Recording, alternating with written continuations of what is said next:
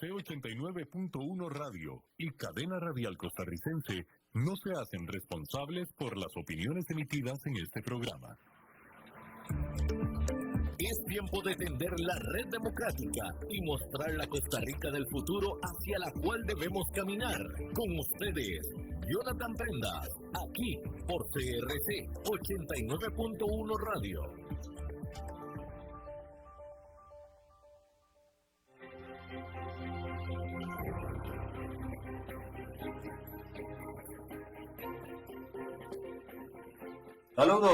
Saludos y muy buenos días tengan todos ustedes. Bienvenidos una vez más en todo el territorio nacional en 89.1 frecuencia modulada y también por plataformas digitales @CRC 89.1 Radio y las propias del programa a una nueva emisión de Red Democrática todos los días de 10 a 11 de la mañana, trayéndoles información de primera mano, informaciones estratégicas para la toma de decisiones y para entender cómo funciona no solo Costa Rica, sino el mundo, porque a veces pensamos aquí en el país que somos exclusivos no solo en las soluciones, sino también en los problemas, pero resulta que en América Latina y en el planeta en general, muchas de las cosas que pasan son coincidentes en las etiquetas.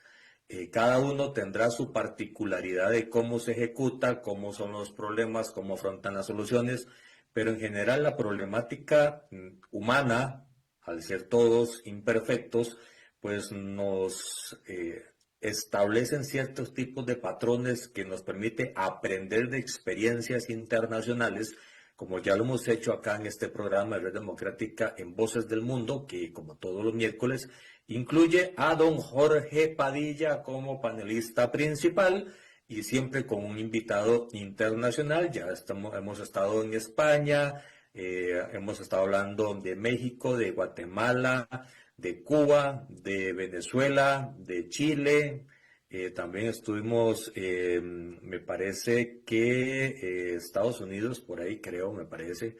Y hoy nos vamos hasta Sudamérica, a Bolivia, porque hay ciertas circunstancias en el entender y en el entorno político que hay que ir dilucidando para saber si es algo estrictamente de pulsos políticos o es una más profunda grieta de temas de poder más allá de lo político, circunscrito a económico, circunscrito a lo social, circunscrito a la misma relación humana del pueblo boliviano. Y para eso tenemos como invitado de fondo, y ya lo vamos a presentar más abiertamente, pero don José Antonio Ochoa Pantoja es abogado, penalista, abogado, desarrolla su práctica profesional en instituciones públicas y privadas en las áreas del derecho constitucional, procesal penal, derechos humanos, transparencia, lucha contra la corrupción,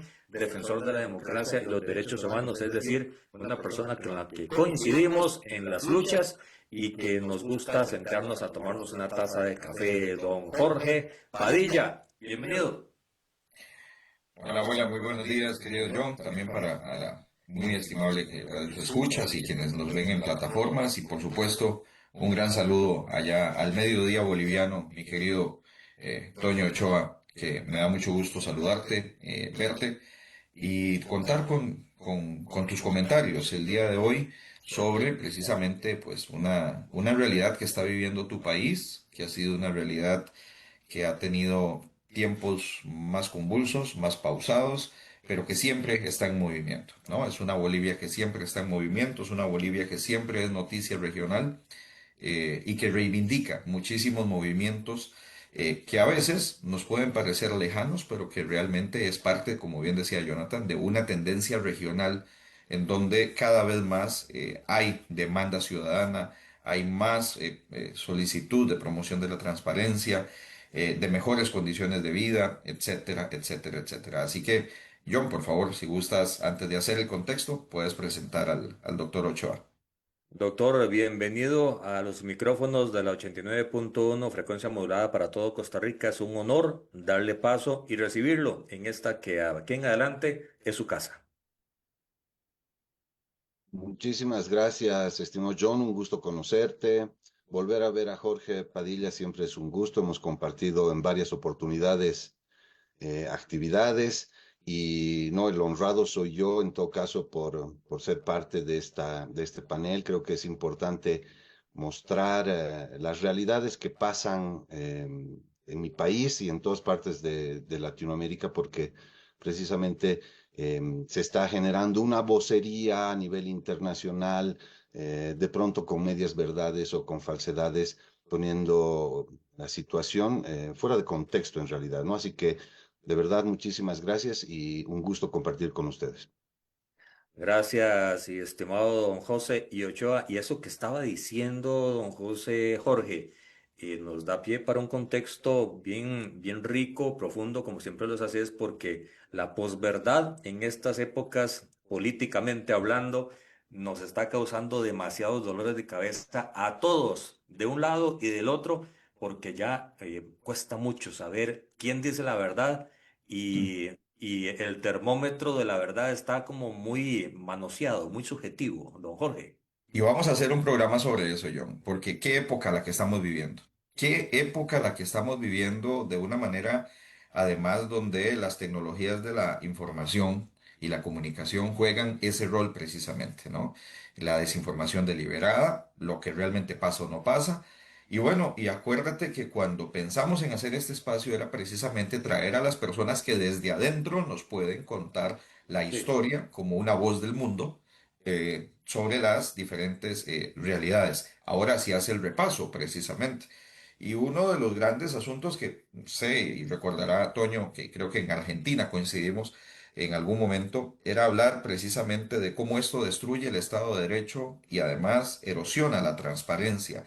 Es parte de una corrupción, la desinformación también, ¿no? Entonces, creo que sí va a haber en algún momento un programa dedicado precisamente a esto y bueno, para la otra semana hay una sorpresa también ligado a otro país que hoy también es noticia en la realidad boliviana, que es Colombia, ¿no? O sea, Bolivia ha estado precisamente, como dije al inicio, en un contexto en el cual hemos tenido momentos de mucha ebullición social, hemos tenido momentos en que parece que hay una tensa calma, hemos tenido tiempos en los cuales los liderazgos internos han hecho que las cosas más o menos funcionen, pero para Centroamérica, Bolivia puede sonar muy lejano, pero es el centro medular de muchas manifestaciones y reivindicaciones sociales que además se irradian en otros países de la región. Sino que lo digan las mingas colombianas, sino que lo digan también los movimientos fuertes indígenas en el Ecuador, en el Perú, etcétera, etcétera, y también en Guatemala, donde hay una población indígena bastante amplia. Pero, ¿qué es lo que ha estado pasando precisamente en Bolivia? Les hablo de lo último.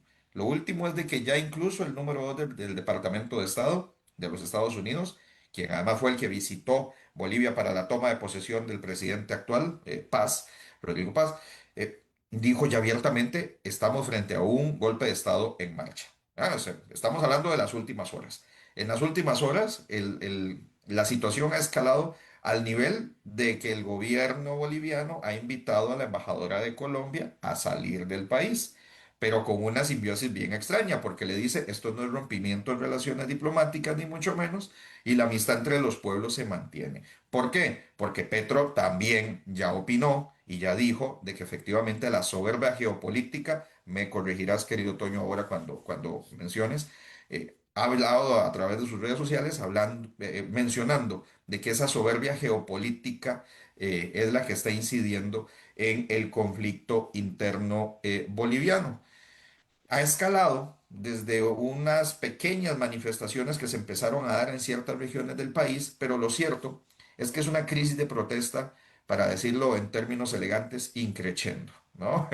Esto empezó precisamente como reclamos hacia temas asociados a una inflación creciente. Dentro de los detonantes tenemos la escasez de gasolina, perdón, de dólares y la crisis de combustibles por gasolina de muy mala calidad que reclaman muchos sectores bolivianos. Las protestas comenzaron dentro de este sentido muy microeconómico de los salarios, ¿no? Minería, situación de tierras, pero rápidamente empezó a escalar sobre otro tipo de peticiones como la reducción de los subsidios estatales y hasta hablando de una controversidísima reforma agraria de la ley 1720, que es así como se le conoce en Bolivia. Pero bueno, esto empezó a sumar voces y empezó a sumar voces y el gobierno sostenía que esto solamente es consecuencia de una herencia económica prácticamente quebrada y que necesitaba aplicar ajustes para estabilizar el país, ¿no?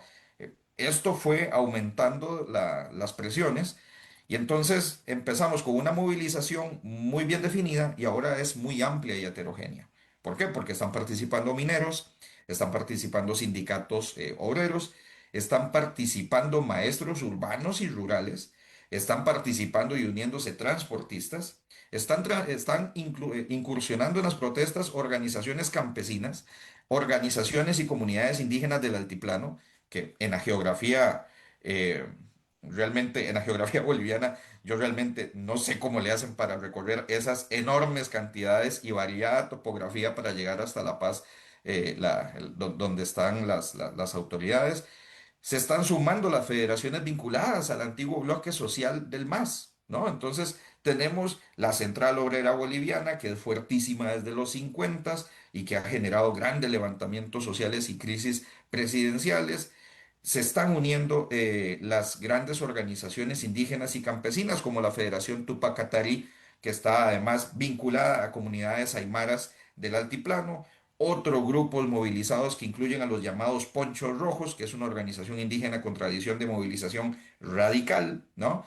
Y estas organizaciones que han estado a través de caravanas y marchas de varios días para llegar a la Plaza Murillo, que es donde están, digamos, el foco de instituciones y la toma de poder, que evidentemente, comprenderán, está completamente blindado por fuerzas de seguridad, han ido aumentando las peticiones, ¿no? Que se aumenten los salarios, que el combustible y la estabilidad económica mejore, que hay un rechazo a esta reforma, una defensa del modelo popular indígena, pero ya llegaron al punto de pedir la renuncia del presidente Rodrigo Paz. ¿Por qué son tan importantes las caravanas indígenas y tienen tanta importancia, digamos, desde el punto de vista simbólico? Bueno, precisamente porque no es un asunto meramente de protestas.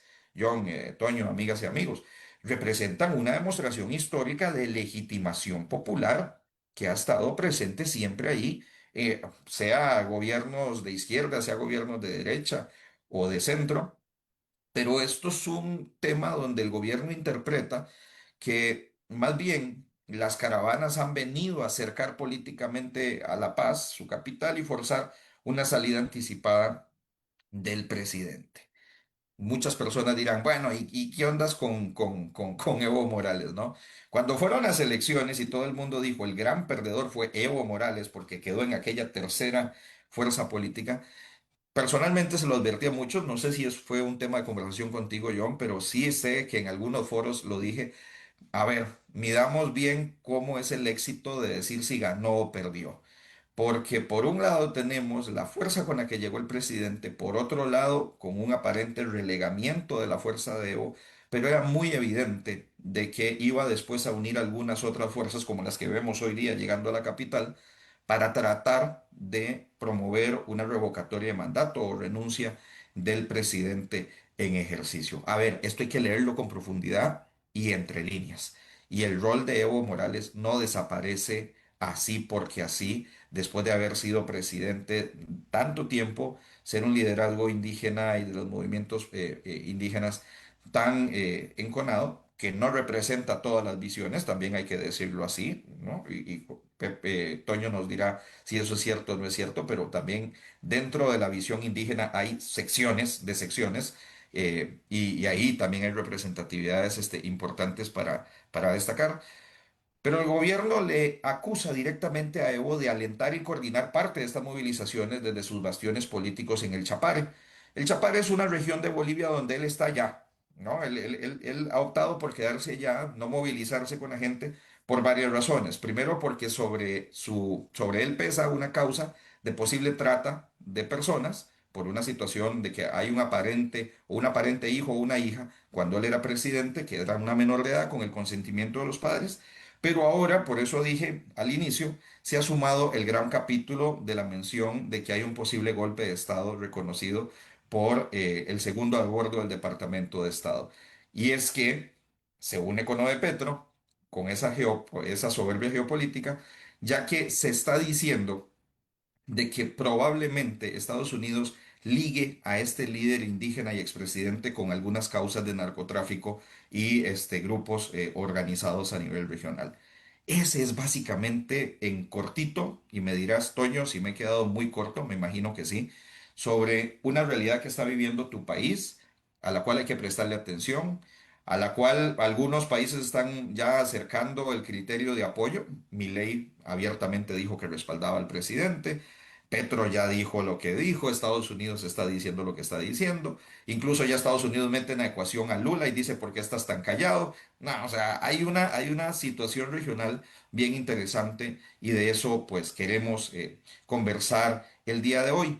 Y aquí la primera pregunta sería, ¿es esta crisis actual en Bolivia de carácter meramente económica o es que responde a una disputa política mucho más profunda por el poder?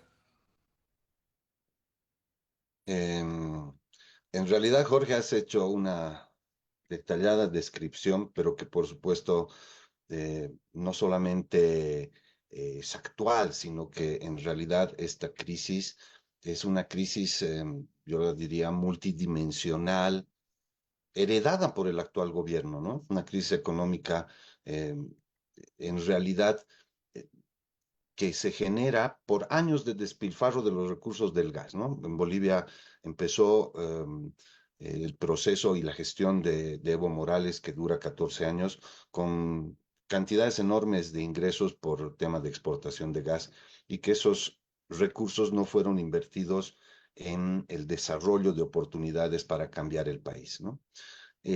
También transversalista esta crisis, la destrucción de la institucionalidad, ¿no?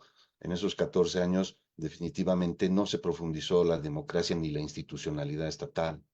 El deterioro de la democracia es claro y evidente en algunos aspectos que son fundamentales, creo, para esta crisis que hoy día se vive, ¿no? Y que fueron, por ejemplo, el tema de la reelección indefinida, que es uno de los grandes temas que todavía no termina de ser resuelto en mi país, ¿no? Un respeto o irrespeto al referéndum que propuso Evo Morales precisamente para volver a generar una reelección. Y finalmente, con el famoso discurso de la reelección indefinida como derecho humano, que gracias a la participación de varios países, incluido Colombia en ese momento, se logró una opinión consultiva que establecía claramente que la reelección indefinida no es un derecho humano, ¿no? Entonces, eh, eso en lo político, en lo institucional, en lo económico, lo que tú decías bien, Jorge, al final del gobierno de Luis Arce, que fue el ministro de Economía y Finanzas durante todo el periodo de Evo Morales, ese ministro se vuelve presidente y finalmente la crisis que era inevitable llega, ¿no?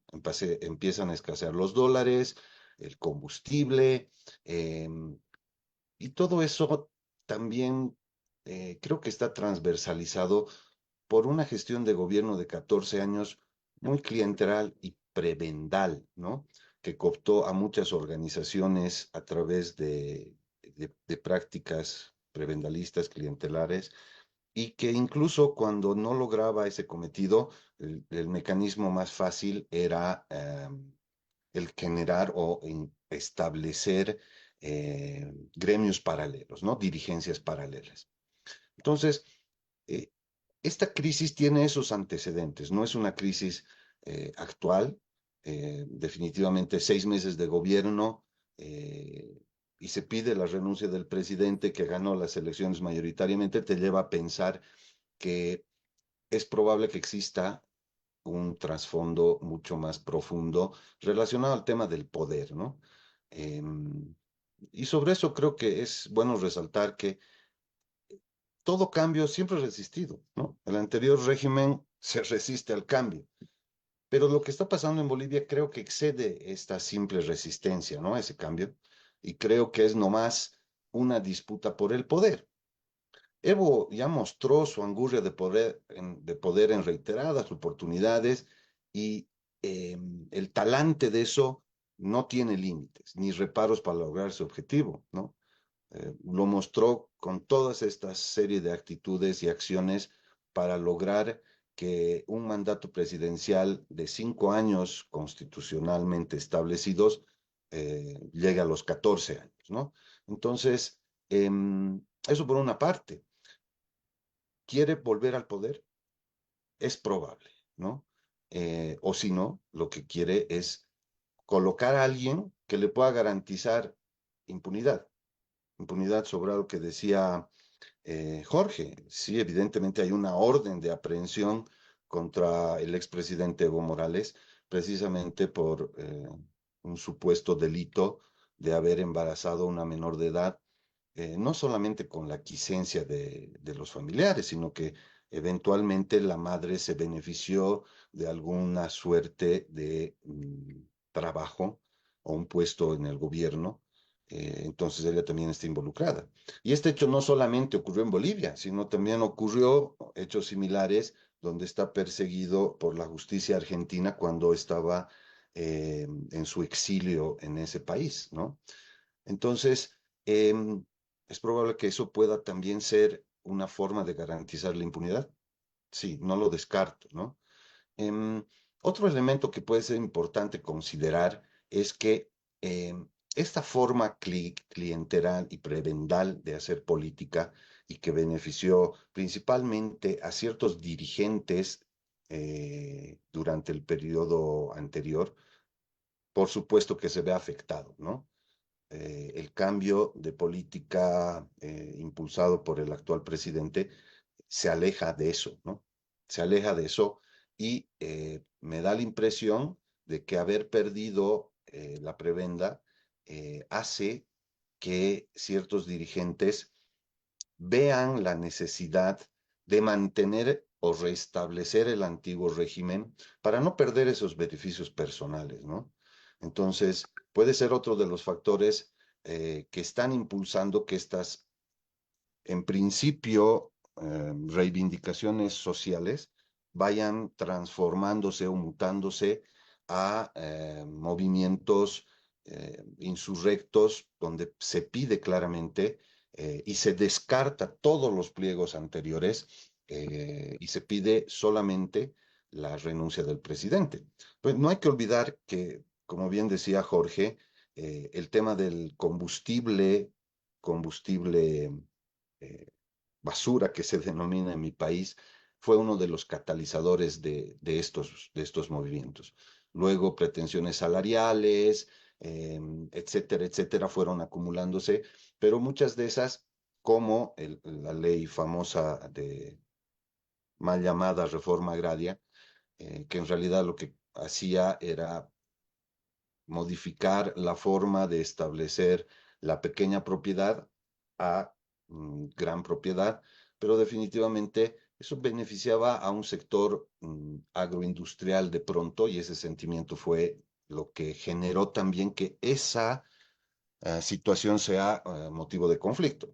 Pero hoy día el tema de la gasolina, hasta donde podemos saber, ha sido resuelta, la ley esta ha sido derogada, se ha ido negociando temas salariales, eh, queda una solicitud de incremento salarial del 20%, que en mi opinión es absolutamente irracional, si uno conoce y se da cuenta de la crisis económica en la que está el país, ¿no? Entonces, me parece que esas reivindicaciones fueron mutando y que ahora se mostró lamentablemente el rostro de la intransigencia y la violencia para causar terror y miedo como ha ocurrido el lunes, ¿no? El lunes ha sido absolutamente violento, se han visto, y seguramente ustedes las han visto, imágenes de ataques a personas que están en transporte público, a un policía que trabaja en el teleférico, hasta casi que pierde el ojo, una serie de hechos de violencia y de vandalismo que no tienen sustento o que no podrían justificar un pedido social, ¿no? Entonces, me parece más que es generar convulsión social para lograr desestabilizar al gobierno, ¿no? Hasta ahí creo que podemos cerrar para ver cómo podemos continuar con este tema. Doctor, de lo que usted decía me genera un ruido muy importante. La frase reivindicación social la sumo a defensa legítima. ¿Es esa la motivación? Después de escucharlo, me queda la duda de si no es simplemente una llana y mera y burda manipulación en función de ese espectro de poder que al final de cuentas es el que está controlando o manipulando a las masas o diciéndoles lo que se está diciendo en La Paz va contra nosotros por X, Y y Z razón. Y a partir de ahí movilizar, poner como escudo humano a un grupo de personas, ya entendiendo de lo que decía Jorge y usted mismo, doctor, de que el Evo se queda lejos del foco, del lente de la cámara por las circunstancias ya detalladas, pero esa manipulación es como un disparo al pie a Bolivia y genera un gran sinsabor porque al final de cuentas, ¿cuándo se va a quedar bien? Si al final si lo que se busca es simplemente que alguien esté en el poder en función de beneficios o intereses muy particulares. Por supuesto, las reivindicaciones sociales evidentemente existen, ¿no? Puede haber muchísimas reivindicaciones sociales, pero también es una práctica que ha sucedido en el pasado de que se ha utilizado a título de movimientos sociales y a título de reivindicaciones sociales absolutamente acciones para lograr objetivos políticos, ¿no? Entonces, esto no es nuevo en mi país. Por ejemplo, con el tema de las redes sociales y además que en Bolivia todo uno se entera, por ejemplo, estas movilizaciones sociales necesitan demasiados recursos, demasiada logística. Lo que decía Jorge es absolutamente cierto. Movilizar en el altiplano este tipo de marchas requiere muchos recursos, mucha logística. Y además se sabe y tiene información, se tiene videos, está bastante documentado de que todo este tipo de movilizaciones son financiadas, ¿no? Son pagadas. Eh, no de ahora, sino de antes, ¿no? Entonces, eso deslegitima, por supuesto, a esas movilizaciones. Además de que, si bien Jorge hablaba de la Central Obrera Boliviana como una instancia que representó definitivamente a trabajadores en su oportunidad y logró eh, avances en el sector, hoy día eso ha cambiado, ¿no? Se ha deslegitimado profundamente a la Central Obrera Boliviana por varios aspectos. Uno es la forma de elección que existe, ¿no? Por ejemplo, hay mineros de cooperativas mineras que no están de acuerdo con lo que está haciendo el secretario ejecutivo de la Central Obrera, porque no se sienten representados por él. Ellos están buscando otro tipo de reivindicaciones que no pasan por la renuncia del presidente. Y también critican que ellos nunca van a poder tener la Secretaría Ejecutiva de esa institución por la forma de elección, ¿no? Entonces, hay ese tipo de circunstancias que deslegitiman, por supuesto, los movimientos sociales, ¿no? Eh, la violencia es otra forma que deslegitima. Lo que tú dices, por supuesto que se da un disparo en el pie a Bolivia, pero también a la movilización, porque cuando la violencia se manifiesta de esta manera, por supuesto que el resto de la ciudadanía no está de acuerdo. Y estos movimientos sociales se arrogan la representación del pueblo, ¿no? Desde el expresidente Morales, ¿no? Evo es pueblo, es su eslogan. Y en realidad Bolivia es mucho más grande que eso, ¿no? Es mucho más diversa, mucho más plural. Acá en La Paz, donde estamos en el ojo de la tormenta, si se quiere, somos 3 millones de habitantes en el departamento de La Paz. La mayoría en área urbana concentrada en la ciudad propiamente y en su ciudad hermana, vecina, la ciudad del Alto, ¿no? Pero en estas zonas urbanas, el bloqueo, la marcha, el paro, lo único que ocasiona es un perjuicio a cientos de personas que no están representados ni por la Central Obrera ni por ninguna de estas organizaciones, porque esa gente se dedica al trabajo informal. Es gente que trabaja al día, vendedores, comerciantes, y perjudica de manera enorme a estos sectores que de pronto son vulnerables, pero también afecta a la ciudad del Alto, que es una ciudad comerciante. El Aymara de por sí es comerciante. En la ciudad del Alto hay una feria, la feria 16 de julio que se denomina, que hace poco tenía 2 días de funcionamiento, donde se mueven millones y millones de dólares en comercio informal, absolutamente informal. Encuentras desde animales hasta tractores enormes, vehículos, ropa, en fin, de todo. Y eso perjudica a todos estos empresarios, a estos trabajadores informales que se dedican al comercio y que no solamente ya son pequeños comerciantes, sino son grandes empresarios que manejan muchísimo dinero. Esto, por supuesto, que los perjudica. Muchas de estas movilizaciones también son eh, obligadas, se les sanciona y si ustedes buscan en las redes y ven las reuniones donde, por ejemplo, ayer vi la junta de vecinos de un lugar en una reunión decía que todos tienen que asistir a las manifestaciones y si no, van a ser sancionados. En el caso del Chapare, se tienen documentados casos en que personas que no apoyaban a Evo Morales o a las movilizaciones gestadas por ellos, les quitaban sus pedazos de tierra. Entonces, existe mucha obligación también en eso y por supuesto que eso deslegitima a las marchas. La prensa va y se acerca a alguno de los movilizados, les pregunta cuál es el motivo y no saben responder. Algunas personas dicen porque me ha obligado el dirigente, ¿no? Entonces, todo eso hace que estas movilizaciones sean un perjuicio incluso para los propios a quien se dice defender y por supuesto que la mayoría de la población no está contenta, ¿no? Se establece, según datos de algunos analistas, que esta movilización en La Paz está cerca de 35.000 personas, ¿no? Que en el universo de 3 millones de ciudadanos no es nada.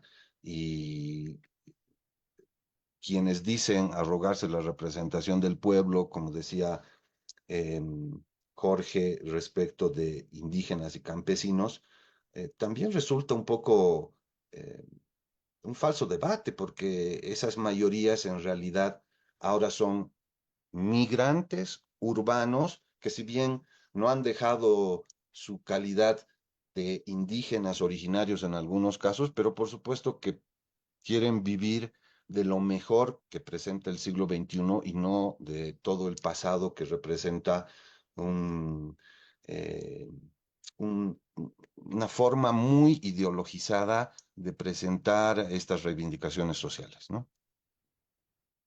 Jorge. Toño, has mencionado ahora en esto último algo que está absolutamente ligado a uno de los grandes detonantes y es precisamente las reformas políticas que se han dado en leyes claves, ¿no? Como la denominada ley 1720. Eh, en Bolivia el tema de la tierra es un asunto súper complejo. A ver, tal vez en Costa Rica no dimensionamos esto porque no tenemos esta tan profunda heterogeneidad poblacional o incluso de etnias, pero la Bolivia del altiplano es una Bolivia completamente distinta a la Bolivia amazónica, ¿no? A ver, es además un país que tiene, digamos, circunstancias que la complejizan mucho más. No tiene salida al mar, por ejemplo, ¿no? Entonces, depende también de una geopolítica de sus socios, digamos, vecinos regionales para lograr sacar las mercancías para el comercio exterior. Y aún así nos cuentas de una realidad que es hasta surrealista, ¿no? Venden desde un caballito hasta un tractor en la informalidad. Y cuando se trata de hacer algún tipo de regularización normativa, esta ley 1720 me parece es del mes pasado, ¿no? Es de abril o de marzo que se promulga, pero además hace una serie de cambios en el agro, como una categorización digamos, de la tierra, que lo primero que enciende las alarmas es mirar la tierra como una moneda de cambio para garantizar créditos, digo, para lo que consideramos ordinariamente como propiedad privada, que puede responder como garantía real frente a una hipoteca, a un préstamo, qué sé yo, que en calidad de hipoteca. Pero eso en Bolivia es otra dimensión de cuando estamos hablando de tierras que han sido históricamente inembargables, ¿no? Y que estamos hablando de tierra que ha sido ancestral, ¿no? La tierra en Bolivia tiene una connotación cultural, política, ancestral y hasta ideológica, ¿no?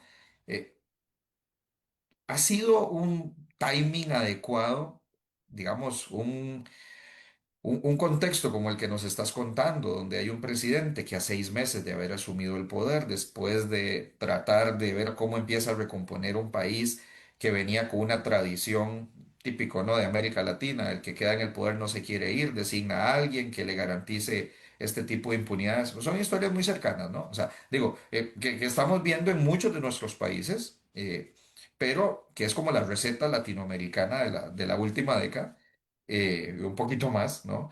Eh, pero habrá sido un buen timing promover una reforma agraria en esas condiciones en un país donde la tierra es un valor o tiene un valor tan sagrado.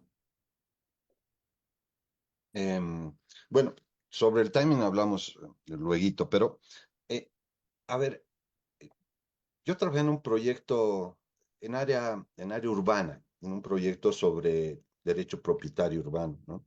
Y una de las cosas que se veía como una deficiencia y que se vinculaba precisamente a este tema de la propiedad comunal o la propiedad colectiva, es que cuando la tierra es de todos, en realidad no es de nadie, ¿no? Y precisamente no es que esté defendiendo la ley de ninguna manera, eh, porque al final creo que eh, ha sido un punto de quiebre, pero se podía haber hecho de otra manera. Pero lo que sí estoy defendiendo es lo que tú decías, o sea, este mecanismo no solamente beneficiaba eventualmente al sector agroindustrial, ¿no? Del oriente, que claramente es donde se produce la mayor exportación del agro en Bolivia, porque en el altiplano eso es mucho más limitado y mucho más restringido. Pero sí podía haberse utilizado como mecanismo de generación de créditos para mejorar o industrializar una producción difícil ya en el altiplano, ¿no? Entonces, creo que cuando se sobreideologizan los temas, se pierde de visión las oportunidades que brindan ciertas cosas. Ahora, sobre el timing, por supuesto que absolutamente fuera de timing, ¿no? Y em, yo tampoco defiendo al gobierno, porque creo que el gobierno ha cometido errores, ha sido inefectivo, ha tenido mucha vaguedad en las cosas. Su timing no solamente para sacar leyes, sino para em, hacer de su propuesta la realidad, está absolutamente fuera de todo contexto, ¿no? De toda situación racional. Por ejemplo, el tema de la subvención del combustible, que todo el mundo le temió durante muchos años, incluso Evo Morales tuvo que ir para atrás, en este gobierno fue aceptado sin ningún problema. Y luego surge una pésima gestión de traer un combustible que ha dañado muchísimos motores, que ha generado que el Estado tenga que resarcir a cientos de propietarios de vehículos que han sido dañados y a otros que, gracias a Dios, tuvimos la previsión de hacer mantenimientos y de gastar muchísimo dinero en aditivos para tratar de que nuestros vehículos no se paren. Bueno, seguimos movilizándonos, pero por supuesto que el gobierno ha tenido errores y todavía me da la impresión de que no termina de asentarse adecuadamente en lo que tiene que hacer, ¿no? Incluso a veces pienso que no sabe bien hacia dónde tiene que ir, ¿no? Entonces, esa desorientación, por supuesto, que da cabida para muchas reacciones y de ver oportunidades de los oportunistas para tratar de generar este tipo de situaciones extremas, ¿no? Doctor, acá en redes sociales oficiales de la emisora hay personas que están interactuando en función del tema, dicen que muy interesante. Hay dos particulares que quiero rescatar, una Gonzalo Gallegos que dice, cuidado Costa Rica, en la zona Pacífico Norte, en la zona turística, hay un partido político acá de izquierda comunista Frente Amplio que está haciendo su trabajo y dicen tengamos cuidado porque tienen ciertos matices similares. Y Claudio Arce dice que no comprende la etiqueta de responsabilidad que acá se le está dando a Evo Morales porque lo establece como un cadáver político, que para muchos ha sido así, pero que también se le responsabiliza de lo que está pasando. Y dice acá, no sé la opinión que usted pueda tener, doctor, a mí me parece que algunos elementos estructurales son agotamiento del modelo de hidrocarburos, escasez de dólares y caída de las reservas, déficit fiscal, fragmentación política y social, fragilidad institucional y giro de un modelo económico. Las reformas del presidente repite el ideario simplista neoliberal aplicado en la región en los últimos años. Eso es lo que parte de lo que se está referenciando acá en el país sobre el tema de los comentarios que están saliendo. Y pues nada, darle a usted la posibilidad para poder seguir comentando más a profundidad estos temas que me parece el enfoque que usted está planteando por demás correcto. Ujú. Em, a ver, yo creo que el analizar lo que ocurre en Latinoamérica, las categorías de izquierda y derecha ya no alcanzan, ¿no? Creo Exactamente, que han sido absolutamente superadas y en exactamente. realidad creo que de lo que se trata son de modelos, ¿no? Un modelo populista que se ha mantenido durante mucho tiempo en la región y que por supuesto ha generado descalabros en mi opinión, y hay que decirlo, creo que con claridad, en muchos países, tenemos el caso de la Argentina, tenemos el caso de Bolivia, de Venezuela, de Nicaragua, de Cuba. Entonces, y no tiene que ver esto nada con una posición ideológica de izquierda ni de derecha, sino en realidades o hechos concretos y efectivos de cómo esos modelos han de pronto devastado naciones, ¿no? En todo caso, creo que los ejemplos, y como empezaron la presentación de del día de hoy, son importantes para los países, para tomar en cuenta y no caer en los mismos errores, ¿no? En todo caso, yo creo que como ejemplo, yo les preguntaría a ustedes, ¿qué pasaría si en San José de Costa Rica, en la ciudad de San José, hubiese una movilización, un cerco a la ciudadanía, no dejasen entrar alimentos, no dejasen entrar medicinas, no dejasen circular libremente? A mí me pasó que, por ejemplo, en enero de este año, con la movilización precisamente del gas, yo tuve que viajar, no sé si conocen Bolivia, pero estamos muy cercanos a Chile y hay una carretera que va hasta Chile y mi hija volvía de Chile y se generaron los bloqueos y tuve que ir a rescatarla, básicamente a rescatarla. Em, Hay un lugar que se llama Patacamaya, que en Aymara significa 101, porque son 101 kilómetros desde la plaza de Plaza Murillo. Normalmente eso te toma una hora en carretera. ¿no? Yo tardé en ir desde mi casa hasta ese lugar, rescatar a mi hija, subirla 5 minutos de parada y volver 22 horas. Entonces, ¿qué pasaría en Costa Rica? ¿Qué diría Jorge sobre las movilizaciones y sobre el derecho legítimo a la protesta? Haríamos un análisis seguramente de ponderación, ¿no? Porque siempre tenemos esa discusión en torno a, y el ejemplo que tú ponías, cuáles son los factores o las poblaciones más afectadas por una movilización de estos calibres, ¿no? Y te respondo con un ejemplo además. Acá se estaban dando situaciones hace unos años en que hubo una movilización bastante fuerte y que fue una discusión hasta constitucional, Toño, te digo, de si se declaraban ilegales o no se declaraban ilegales las protestas, las manifestaciones, la huelga, ¿no? Como un derecho humano. Y esto llevó incluso a gobiernos que fueron hace tal vez 8 años, yo, me corregirás, tal vez, de que fue esa, 2019. 2019, bueno, antes de que llegara el gobierno que recién terminó, y se daba en esta situación, pero también se daba desde el punto de vista de que en muchas de esas protestas, servicios médicos o de emergencias se vieron afectados, y recuerdo que hubo hasta una persona que falleció en virtud de que la ambulancia no pudo pasar, ¿no? Entonces, la gran discusión era la ponderación, ¿no? Hasta en qué momento la protesta social se convierte de una situación legítima o no.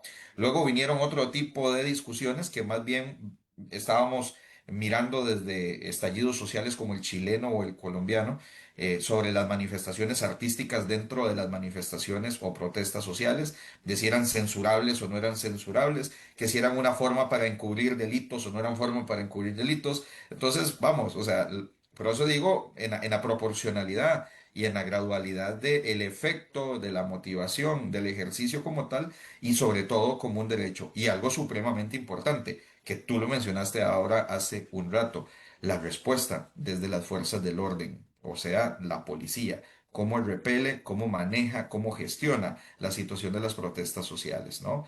Y al respecto ahí abundan las recomendaciones de que tú y yo conocemos y nos hemos aprendido y hemos estudiado de comités de derechos humanos, de la Comisión Interamericana, pero hay que estar ahí, en el territorio, en donde se dan desde las dinámicas de quien reivindica y quien provoca, de quien se aprovecha o usurpa la causa. Y ahí es donde efectivamente tenemos que hacer esa ponderación entre derechos, responsabilidades y sobre todo afectaciones.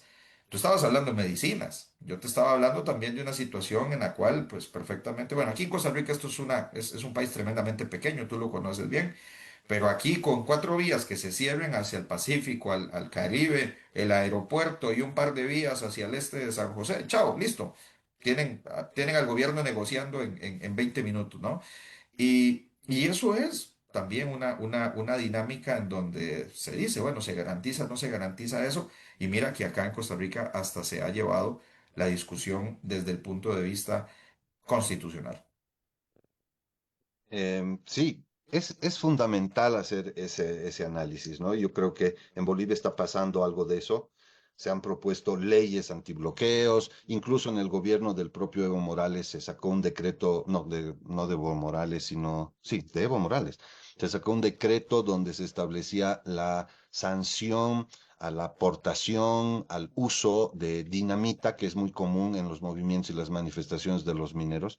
Y por supuesto, creo que ese es un debate pendiente que hay que terminar. Pero sobre el tema de la responsabilidad de Evo, em, yo definitivamente creo que sí está detrás, pero con dos claridades. Primero, no es el Evo de antes, ¿no? No es el Evo de antes que movilizaba a mucha gente, ha perdido esa capacidad de convocatoria y tiene que operar absolutamente restringido en un territorio en el cual no puede moverse, no puede visitar otros departamentos y tiene que, me imagino, operar a través de otra gente, ¿no? Entonces, por supuesto que sí está detrás de eso y claramente ha ido cambiando el discurso. Al principio era reivindicación social, luego pasó a ser pedido de renuncia y ayer en la noche salió con que la única solución para el conflicto es la convocatoria a elecciones, ¿no? Entonces, yo creo que está detrás también, por supuesto. Vamos Había a un tema ver. más, el agotamiento bueno, de una mención de varios temas de la crisis económica, y Ujú. sí, es eventualmente posible, pero yo creo que no es la aplicación de las medidas neoliberales. ¿Por qué? Porque precisamente por inacción o por falta de acción, si quieres, del gobierno, las políticas ni siquiera empezaron a hacerse, ¿no? Hubieron algunos intentos, algunas reformas, pero no hay que olvidarse que hoy día en Bolivia quienes están defendiendo a este gobierno es quienes no votaron por él, porque definitivamente quienes votaron por Rodrigo Paz son los que se están movilizando, ¿no? O por lo menos una parte de ellos, la parte movilizada que está utilizando este mecanismo para lograr estas movilizaciones, ¿no? El resto que apoyó y que cree en que el cambio de paradigma podría ser importante para sus actividades, por supuesto que no lo está apoyando, ¿no? Entonces, al contrario, creo que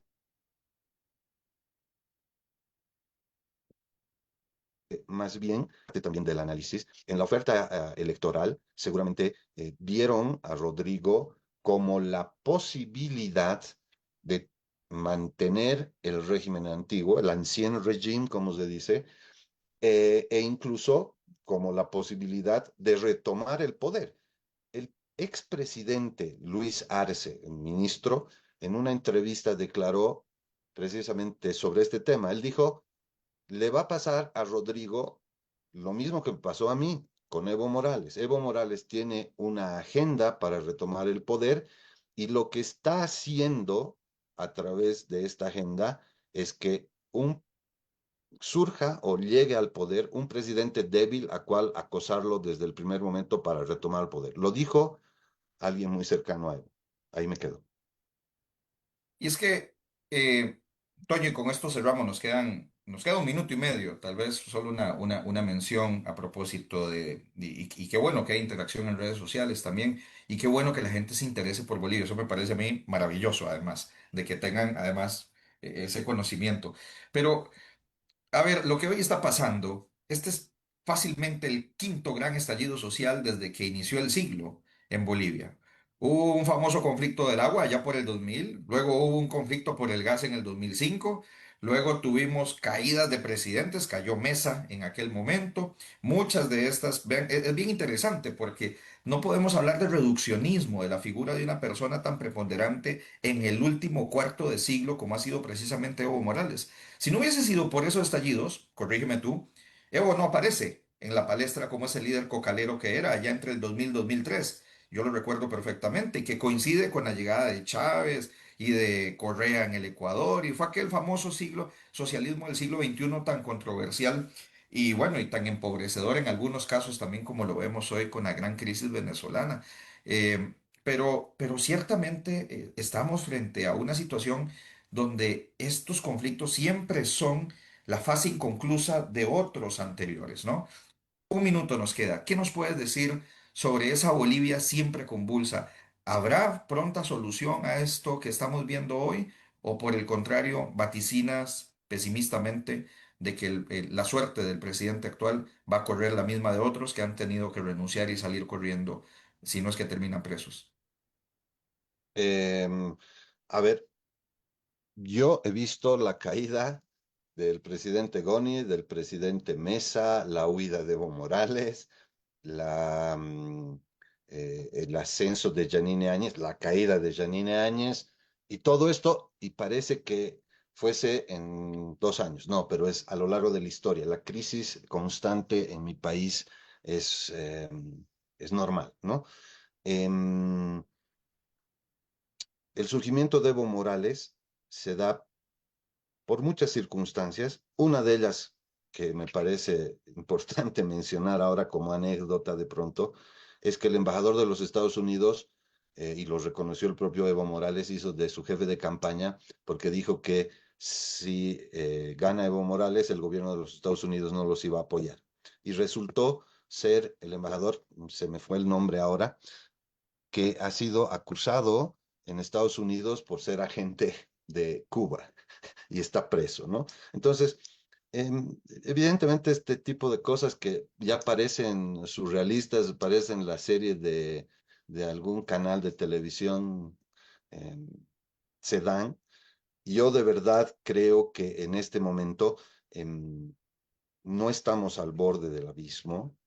Eh, Creo que hay movimientos desestabilizadores que tienen objetivos políticos claros, eh, pero creo que la gestión del diálogo, la gestión de la fuerza pública que está realizando el gobierno, claramente debería permitir lograr una solución.